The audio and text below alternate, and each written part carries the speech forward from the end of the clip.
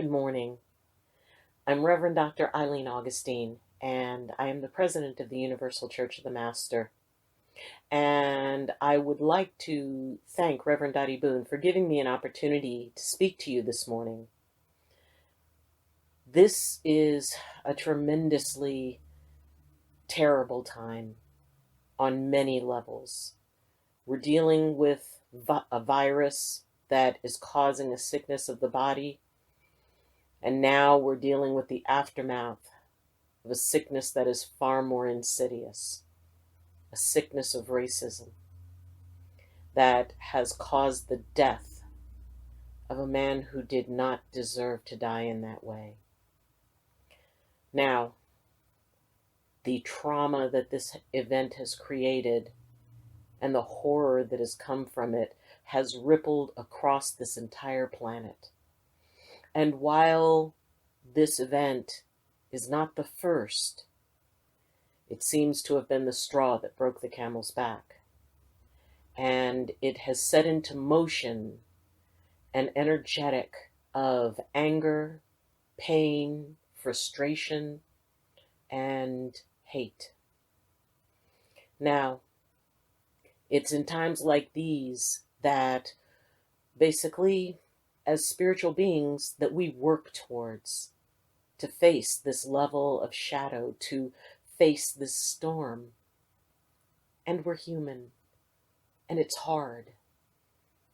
As a Black woman, I watched that video and could not help but think that could have been one of my sons, or nieces, or nephews, my brother, my friends, or me, based on the color of my skin.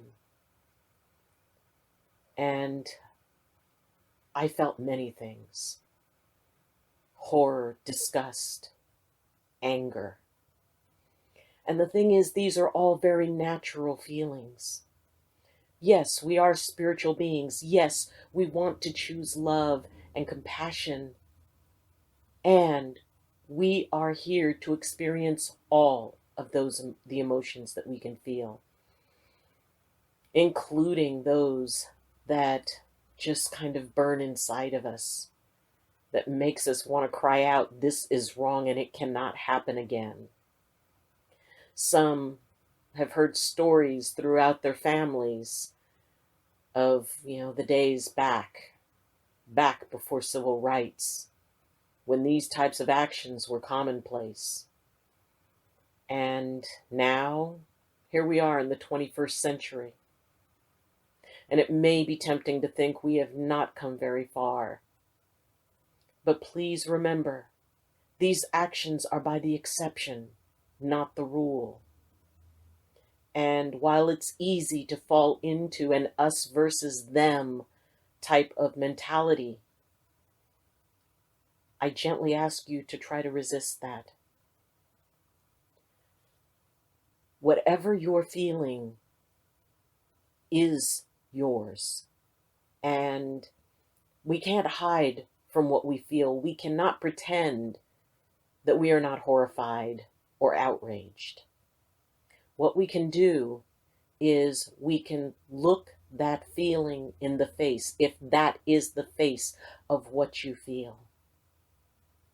Because by looking hatred, I will not tell you not to feel these things, but if we look into the face of what we feel, we might find that at the heart of what we feel is something a little different. Maybe fear.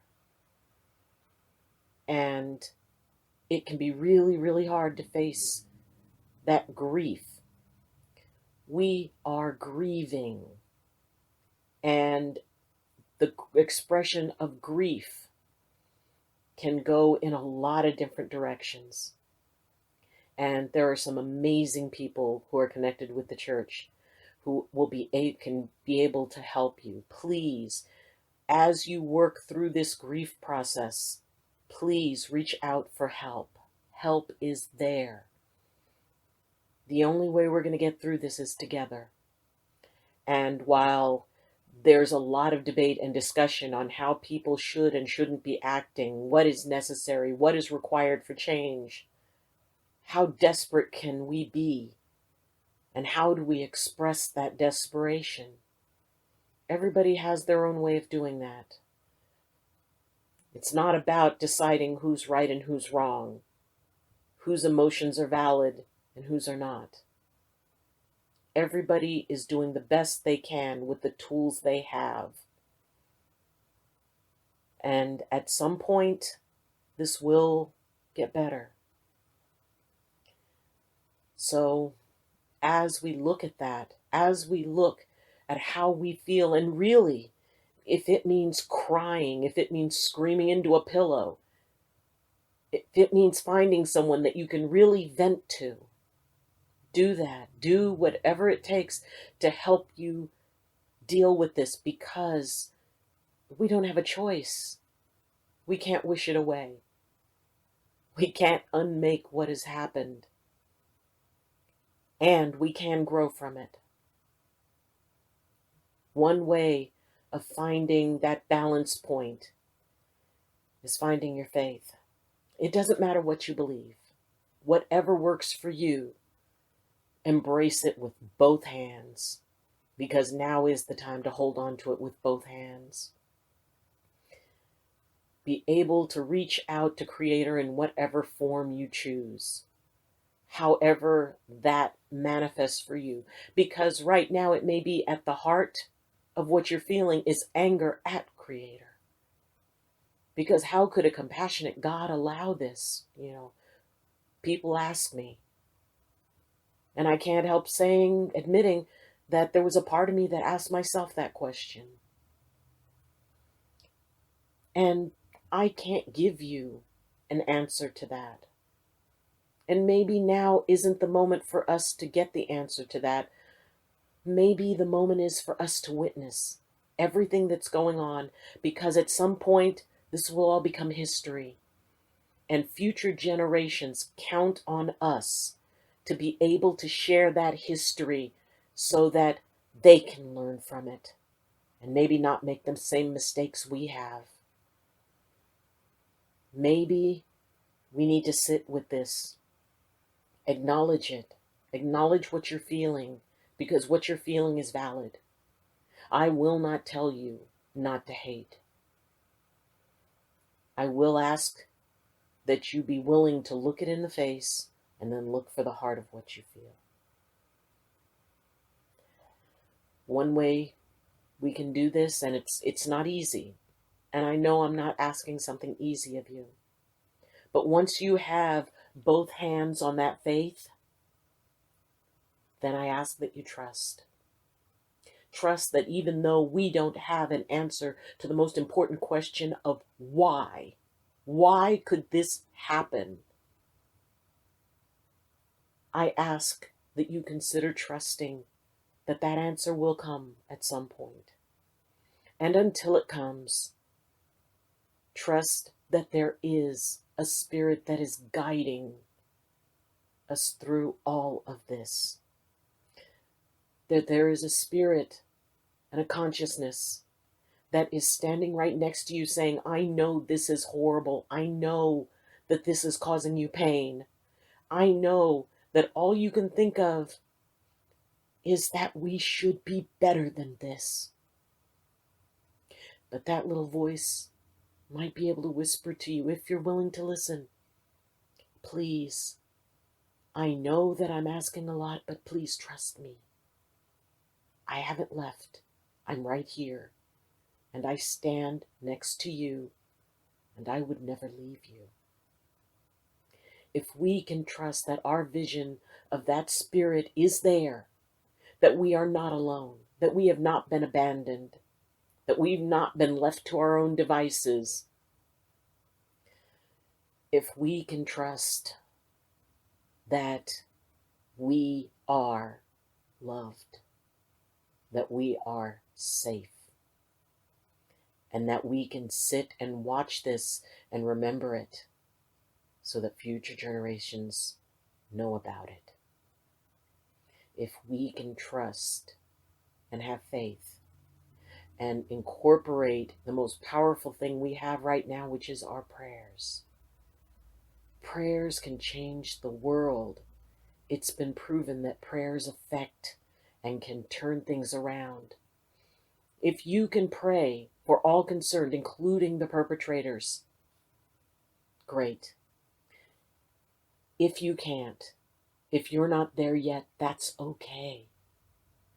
Then pray for the peace and comfort of all of those who have been accepted or who have been affected. Pray for the families of this poor man and all of those who have been touched and harmed by racism. Pray for those people who are expressing their anger and outrage, that they may be able to find peace. Pray for those who are standing in those lines, wearing the uniform that now, at least in this moment, represents something horrible in the minds of so many. And yet, there are so many good people. There are good people who wear that uniform. And right now, it's a blur, because all we see is that uniform and the actions that were taken by one wearing it.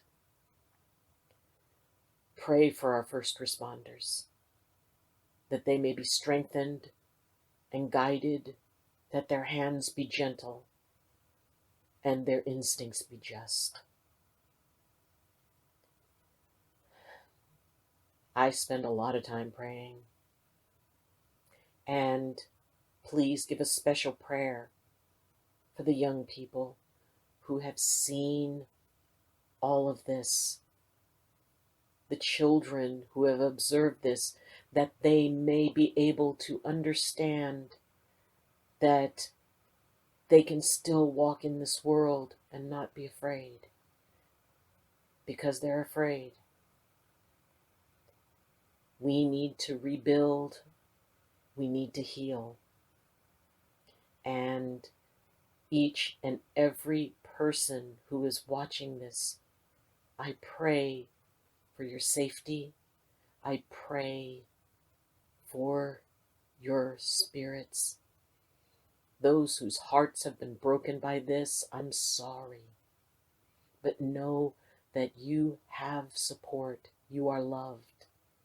And please, please, please, you can contact the Center for Creative Living. You can contact the Universal Church of the Master. We have resources available. We can let you know, contact information for those who can help you go through this grieving process, wherever you fall on this spectrum. Together we can do this. Together we can weather this storm. We can be able to bring the light back, because it is in the darkness that light shines brightest. And that divine spirit, a spark of that shines in each and every one of us. We can be that light. We can hold on. We can be compassionate when we are feeling compassionate.